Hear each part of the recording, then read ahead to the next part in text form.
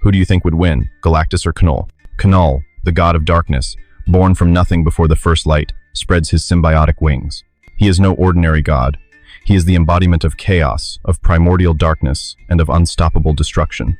In his hand is the Necrosword, a blade forged from the darkness of the cosmos, sharp enough to cleave a star in two. Canol knows no mercy.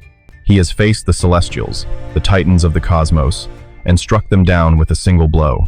He has sunk living planets like Ego, turning them into silent corpses floating in space. And now, Canol's target is Earth, a small planet filled with heroes and gods, where the light of hope still shines. The sky above Earth has suddenly darkened. Black clouds, not clouds, but billions of symbiotic threads rolled down from space like a tsunami. People panicked, superheroes rallied, but no one understood what was happening. Only one person recognized the true danger: the Silver Surfer, the herald of Galactus, who had swum across galaxies and witnessed Canol's destruction. The Silver Surfer, his skin gleaming silver and his eyes filled with the sorrow of a million lost worlds, stood atop a tower in New York. He looked up at the sky, sensing Canol's presence. "He's coming," the surfer whispered, his voice ringing like a death knell. He knew that his power, even granted by Galactus, was not enough to confront Canol head-on, but he could not stand by and watch. At the speed of light, the surfer hurtled through space, determined to stop the darkness before it consumed the Earth. The Silver Surfer, also known as Norrin Rad, was once a common man from the planet Zen-La. To save his home from the hunger of the planet devouring Galactus, Norrin sacrificed his freedom, becoming the herald of this great cosmic entity. In return, he was granted the Power Cosmic, a power that allowed him to travel across galaxies, manipulate energy, and confront threats beyond human imagination. But now, facing Canol, the surfer feels his power dwarfed. He has heard of Canol in ancient tales, told by immortal beings throughout the universe. Canol is more than just an enemy. He is the primordial darkness, one who exists before time itself. His Necrosword can cleave anything in two, even immortal beings like the Celestials. And what is even more terrifying is Canol's symbiotic manipulation, which can control the mind and body of any living being. The surfer plunges into space, where Canol sits on a throne made of pitch-black symbiotic threads. He is surrounded by thousands of wrecked spacecraft, the ruins of civilizations he has destroyed. Canol, the surfer screams, his voice echoing through the air. "You shall not touch this planet." Canol, his face hidden behind a veil of darkness, only sneers. "The herald of Galactus," he says, his voice as deep as the roar of a storm. "You think you can stop me? Even your master will bow before me." Without hesitation, the surfer unleashes a blast of power cosmic energy, powerful enough to destroy an entire planet. The blast hits Canol, but instead of being destroyed, he is simply shaken. The Necrosword swung, slicing the energy like paper. "Weak," Canol said, and with a wave of his hand, he sent thousands of symbiotes at the surfer. The surfer flew through space, dodging the symbiotes like a dance of light. But each time he struck, Canol seemed unharmed. Finally, in a desperate attempt, the surfer focused all his strength into one final strike. A massive explosion of energy erupted, as bright as a newborn star, and this time, Canol was pushed back. But it was all the surfer could do. He collapsed, exhausted, his glowing body fading. In another corner of the universe, Galactus, a colossal being with power far surpassing that of any god, senses the chaos. Galactus is not a villain, nor a hero. He is part of the cosmic order, devouring planets to sustain his existence. But when he senses Canol's presence, even Galactus stops. "My herald," Galactus whispers, his voice echoing like thunder across the galaxies. He senses the Silver Surfer's weakness, and it angers him. No one is allowed to touch his herald without paying the price. Galactus appears before Canol like a cosmic mountain, towering so high that it dwarfs the stars around him. His purple armor shimmers in the light of distant galaxies. "Canol," he says, his voice as deep as the roar of the universe. "You dare challenge my order?" Canol was unfazed. He rose from his symbiotic throne, the Necrosword glowing darkly in his hand. "Galactus," he said, "you are but a beggar, wandering from planet to planet. I am the darkness. I am the void. You cannot stop me." The battle began. Galactus unleashed blasts of power cosmic energy, thousands of times more powerful than anything the Silver Surfer had ever unleashed. But Canol, with terrifying agility, dodged and countered with the Necrosword. The sword cut through space, leaving cracks in reality. One strike caught Galactus in the shoulder, causing the massive being to roar in pain. But Galactus was not to be subdued. He reformed his body, the wounds disappearing as if they had never existed. "You think you can hurt me?" Galactus said. I am part of the universe, and the universe cannot be destroyed. As Galactus and Canol battle, Earth is in chaos. Canol's symbiotic tendrils have covered the sky, turning day into night. Superheroes like Spider-Man, Thor, and Captain Marvel fight relentlessly, but they are gradually overwhelmed. Canol is more than just physically powerful. He also has the ability to manipulate minds. Several heroes have been taken over by the tendrils, reduced to puppets in his hands. In the heart of New York, Knull appears, standing atop a tower made of symbiotes. "The Earth will be mine," he declares. With a wave of his hand, he unleashes a wave of darkness, engulfing the city. Gods and heroes try to fight back, but Canol's power seems to have no limits. Meanwhile, the Silver Surfer, exhausted, attempts to return to Earth. He knows that only Galactus can stop Canol, but he also knows that his master doesn't care about the fate of a small planet. The Surfer must find a way to convince Galactus, or at least weaken Canol long enough to give Earth's heroes a chance to strike back. The battle between Galactus and Canol reached its climax. Galactus, with his power, summoned a star, compressed it into a giant ball of energy, and threw it straight at Canol. The explosion was so bright that it shook the entire galaxy. Canol was pushed back, his body burning under the blinding light. Light and high energy were his only weaknesses, and Galactus knew it. But Canol was not to be defeated so easily. He reformed his body from the symbiotic threads, laughing loudly. "You think a star can kill me? I existed before light, Galactus. I am immortal." Galactus, without saying anything, continued to attack. He summoned the power of thousands of planets that he had devoured, creating an energy storm that could destroy an entire galaxy. But Canol, in his cunning, used the Necrosword to split the storm in two, and sent symbiotic threads to attack Galactus's mind. For the first time in billions of years, Galactus felt a real threat. Canol's symbiotic threads began to invade his consciousness, attempting to control the planet, Devourer's mind. But Galactus was no ordinary being. He pushed back against Canol's control, and in a final effort, he released a blast of energy so powerful that thousands of symbiotic threads disintegrated. On Earth, the Silver Surfer joins forces with the remaining superheroes.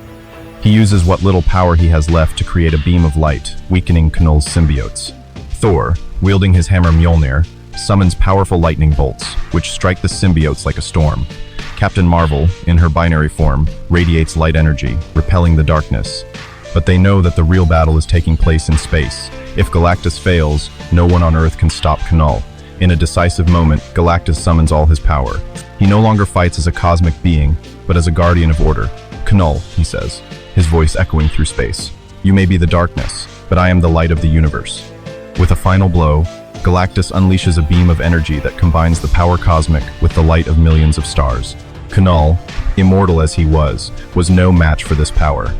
He roared, his body disintegrating in the blinding light. The Necrosword fell, shattering into shards of darkness. Though Canol was defeated, the universe was not at peace. The fragments of the Necrosword, scattered in space, were not completely gone. They floated like black dust, silently spreading through the dark corners of the galaxy. Each fragment carried a piece of Canol's consciousness, like a seed waiting to sprout. Earth, freed from the symbiote's control, was still in fear. The superheroes, exhausted from the battle, began to rebuild what had been lost. But they knew that darkness could return at any moment. The Silver Surfer, now weaker than ever, glided through the ruins of the battle. He stopped beside a fragment of the Necrosword, sensing Canol's presence within. "He's not truly gone," the Surfer whispered, his silver eyes glinting in the starlight. He knew his power was not enough to completely destroy Canol's remnants, but he could not let them continue to spread. With the last of his energy, the Surfer released a burst of power cosmic, destroying the fragment before it could reform. In another corner of the universe, Galactus was preparing to leave. He did not care about the fate of Earth or the small creatures that lived on it. For Galactus, the battle with Canol was just a small event in his eternal journey. But this time, something made him hesitate. He sensed an imbalance in the cosmic order, as if Canol had left an irreparable rift. "Herald," Galactus called, his voice echoing like a storm. "You have done well, but your work is not yet complete. Canol's darkness still exists, and it will find a way to return." The Silver Surfer bowed his head, though his heart was conflicted. He had sacrificed so much to protect the planets Galactus had devoured, and now he faced a new threat. "Master," the Surfer said, "I will do what is necessary, but I beg you, help Earth. They cannot face the remnants of Canol alone." Galactus was silent. He was not used to being asked questions, especially by a herald. But this time, he felt a change within himself. The battle with Knull had made him realize that, though a cosmic being, he was not completely invulnerable. "I will consider," Galactus said, and then disappeared into space, leaving the surfer with a glimmer of hope. On Earth, the superheroes are gathered at a secret SHIELD base. Nick Fury, his eyes sharp and his voice calm, stands before heroes like Thor, Captain Marvel, Spider-Man, and Doctor Strange. "We have won, but the price has been great," Fury says. "And if the Silver Surfer is right, Canol is not completely gone. We must prepare." Doctor Strange, his levitation cloak fluttering in the air, raises his hand. "I have sensed magical fluctuations in the air. The fragments of the Necrosword are spreading, and they carry a part of Canol's consciousness. If they unite, he can be reborn." Thor, clutching Mjolnir, roars. "Then we will hunt them down one by one and destroy them. No darkness can stand against the light of Asgard." But Captain Marvel, her eyes thoughtful, shakes her head. "We are not strong enough to do this alone. Canol is not just a physical enemy. He is an idea, a being beyond life and death. We need help." At that moment, a silver light flashed in the room. The Silver Surfer appeared, his body still scarred from the previous battle. "Heroes of Earth," he said, his voice echoing. "I have received a message from Galactus. He agrees to help us, but on one condition. Earth must prove itself worthy." "Worthy?" Spider-Man interrupted, his voice filled with doubt. "What do you mean? We just defeated a dark god, and now we have to prove something else?" The surfer looked at Spider-Man, his eyes filled with sympathy. "Galactus cares not for your deeds. He cares only for the order of the universe. If Earth is to be protected, you must show him that it is valuable to the balance of the universe." Doctor Strange stepped forward, his eyes sparkling with determination. "Then we will do it. I propose an alliance not just between Earth's heroes, but with other cosmic entities as well. If Canol returns, we will need the power of the galaxy." The alliance was formed. The Silver Surfer led the way, along with Thor, Captain Marvel, and Doctor Strange, as they set out to find the fragments of the Necrosword. They contacted other cosmic entities such as the Nova Corps, the Guardians of the Galaxy, and even Eternity, the entity that represents the essence of the universe. Each carried hope, but also fear, that Canol's darkness would soon rise. As the Alliance of Heroes began their journey, a large fragment of the Necrosword found its way to a dead planet called Vorin. The planet was once home to an ancient civilization, but is now a pitch-black desert where no light can penetrate. At the heart of Vorin, the fragment of the Necrosword began to reform, drawing in thousands of symbiotic threads from across the cosmos. A familiar form emerged. Canol, weaker than before, but still dangerous. Canol stood on the surface of Vorin, his eyes burning with hatred. "Galactus," he whispered, "you may have defeated me once, but I am the darkness, and the darkness always returns." He began to summon an army of symbiotes, colossal monsters made of darkness. They spread across the galaxy, raiding planets and spreading fear. News of Knull's return quickly reached the Alliance. The Silver Surfer led the army to Vorin, along with Thor, Captain Marvel, and a squad of Nova Corps. Doctor Strange opened a portal, transporting them to the heart of the dead planet. When they confronted Canol, he had grown more powerful, fueled by the energy of the fused Necrosword fragments. "You think you can stop me again?" Canol laughed, the newly reformed Necrosword gleaming in his hand. "I will plunge the universe into darkness." A battle broke out.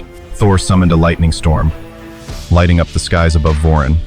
Captain Marvel unleashed beams of light, weakening the symbiote army. Doctor Strange used ancient magic to seal the Necrosword fragments, preventing them from merging any further. But Canol, with his power, repelled each attack. In a moment of desperation, the Silver Surfer realized that they could not defeat Canol through force alone. He contacted Galactus, begging his master to intervene. This time, Galactus appeared immediately, his massive body looming over the planet Vorin. "Canol," Galactus said, his voice echoing like a cosmic roar. "You are a stain on my order. This time, I will erase you forever." Galactus focused all his power, combining the power cosmic with the energies of the surrounding stars. He created a vortex of light so powerful that it shattered Knull's symbiotic army. The Necrosword was destroyed once more, and Canol, despite his attempts to rebuild, was no match for Galactus's overwhelming power. At the last moment, the Silver Surfer unleashed one last blast of energy, combining it with the power of Galactus, and struck Knull. He roared, his body disintegrating into a billion tiny pieces, dissolving into nothingness. This time, there was no trace of Canol left. With Canol destroyed for good, the universe began to heal. Planets that had been attacked by the symbiote army were liberated. Earth, still scarred by the battle, began to rebuild. Superheroes became symbols of hope, proving that even in the deepest darkness, light can prevail.